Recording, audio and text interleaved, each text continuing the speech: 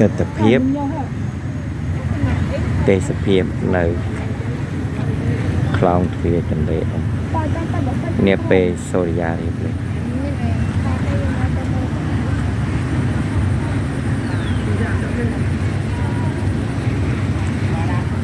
ខ្លងទ្វារទន្លេអ៊ំជាខ្លងទ្វារខាងត្បូងនៃក្រុងអង្គរធំមានប្រវែង3គីឡូម៉ែត្រ4ជ្រុងស្មើនឹង9គីឡូម៉ែត្រការ៉េកំពែងក្រុងអង្គរធំខ្លងទ្វារអង្គរធំមាន5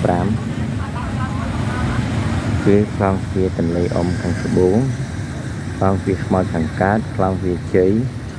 ខ្លងទ្វារដីឆ្នាំងខាងជើងនិងខ្លងទ្វារតកៅខាងលិចក្រុងអង្គរធំដែលមានប្រាសាទបាយ័នចំចំណុចកណ្ដាលកសាងក្នុងរាជព្រះបាទជ័យវរ្ម័នទី7ដើម្បីឧទ្ទិសដល់ព្រះពុទ្ធសាសនាមហាយានលោកកេសោឬអវលោកិតេស្វរៈតាមជំនឿខ្ពស់បំផុតរបស់ព្រះបាទ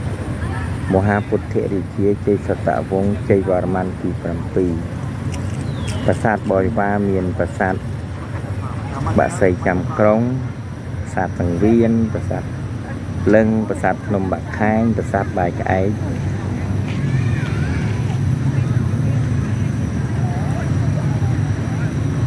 Thank you. Goodbye. Good luck to you. See you later.